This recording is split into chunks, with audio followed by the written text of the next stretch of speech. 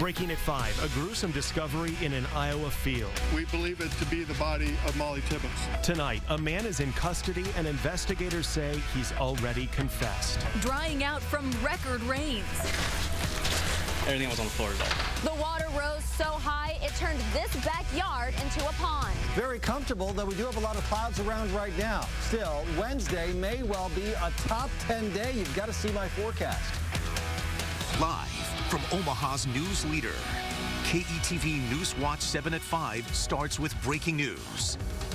We have several breaking news stories as we come on the air tonight, including a guilty verdict in the Paul Manafort trial and a plea deal from the president's ex-lawyer. First, the ending nobody wanted in the search for Molly Tibbetts. A body recovered in a rural area early this morning. Authorities think it's the missing Iowa college student. Officers arrested this man and charged him with first-degree murder. In chilling detail, he admitted to stalking Tibbetts while she was on a run.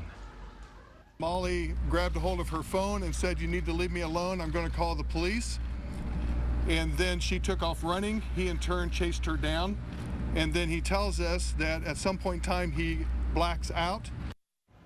These new details are still coming into the newsroom. KETV NewsWatch 7's Taylor Barth is live with what we've learned tonight.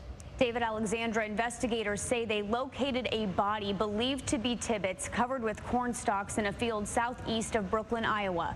Authorities think Christian Bahina Rivera killed her. They say he led them to her body early this morning. The special agent in charge says investigators came across critical security camera footage verifying their timeline the night Tibbetts disappeared on her run. They say the footage shows Molly running and a black Chevy Malibu following her. Investigators say that car belonged to Rivera, and they approached him yesterday. That's when Rivera apparently told them he saw Tibbetts running July 18th, chased her, and blacked out. It seemed that he followed her and seemed to be drawn to her on that particular day. And for whatever reason, he chose to abduct her. Investigators would not say whether they believe Tibbetts was assaulted. An autopsy will be performed tomorrow in Ankeny, Iowa. Again, Rivera is facing first-degree murder charges. Authorities believe he was working in Brooklyn, Iowa, undocumented for 4 to 7 years. Back to you.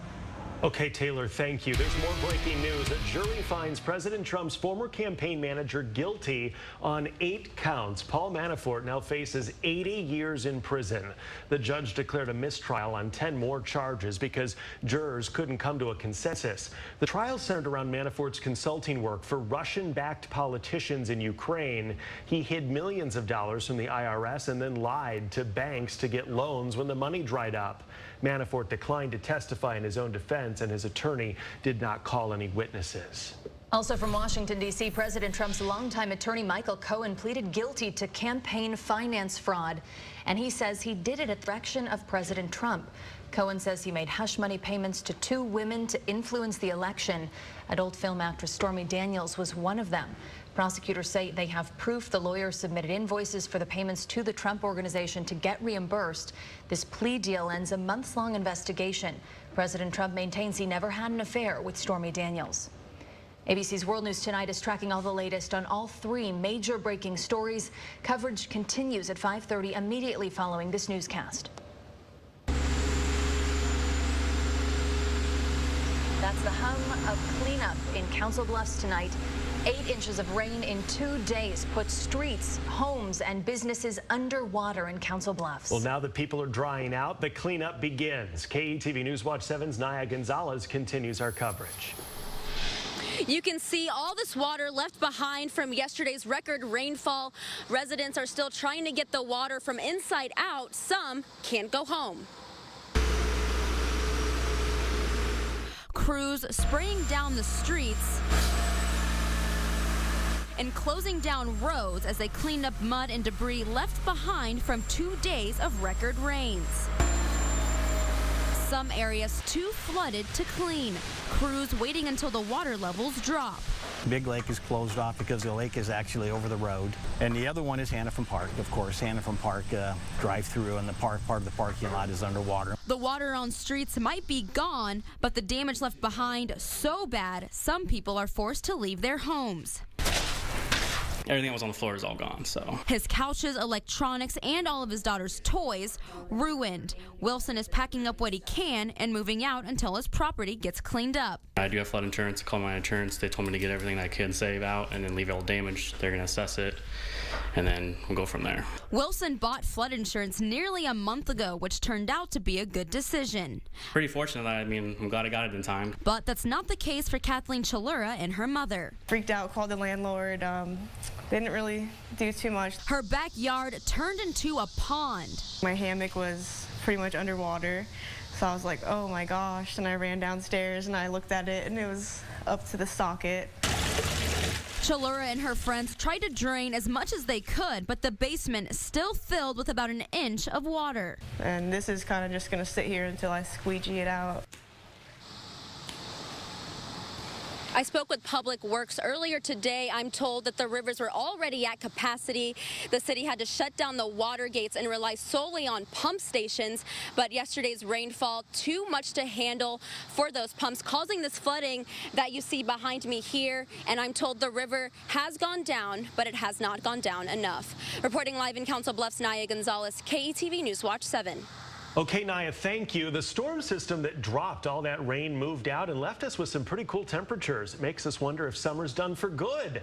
Chief Meteorologist Bill Ranby's live with the upfront forecast to plan your evening. I bet not, Bill. Ha, ha, ha. Yeah, I scoff at that, David. Summer, it's going to come back here. I mean, we've got 90s in the forecast, the 7-day forecast later in the broadcast here.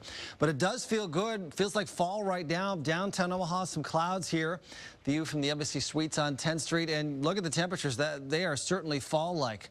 Lower 70s in western Iowa, most of eastern Nebraska, the same thing. 74 at Epley, Fremont, Lincoln, and also Beatrice. Dew points, 50s and 60s. That feels really good, too, that dry air that's in place. And this looks good. Super Doppler Civet radar, just ground clutter. No real precipitation to talk about. Very pleasant this evening. Comfortable tonight. Don't need the air conditioner. Spectacular Wednesday, potentially one of the top 10 days of the year, but then real summer weather back in the 7-day. Here's the hourly planner for the evening. Looks fantastic to be outside. David. All right, Bill, thank you. Well, the vote is in, and for the first time, the Omaha City budget will exceed $1 billion.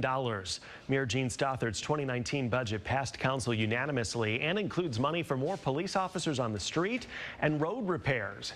Council also approved extra funding for PACE, the Police Athletics for Community Engagement program. The Omaha World Herald announces layoffs. The newspaper said it laid off 10 employees today in various departments. 5 others will retire.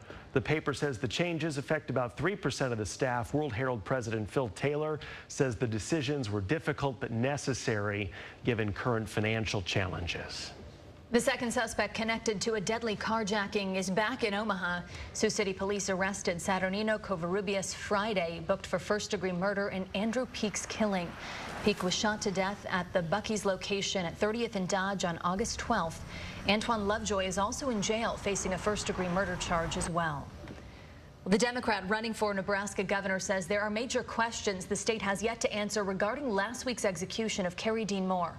Omaha Senator Bob Christ says the Ricketts administration is breaking the law by not disclosing how the state obtained the lethal injection drugs.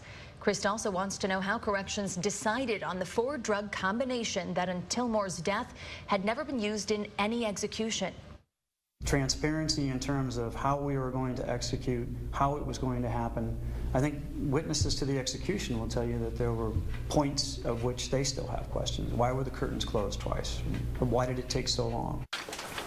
KETV NewsWatch 7 has requested answers to a number of questions through the Freedom of Information Act, including Moore's autopsy report. So far, we have not received any response.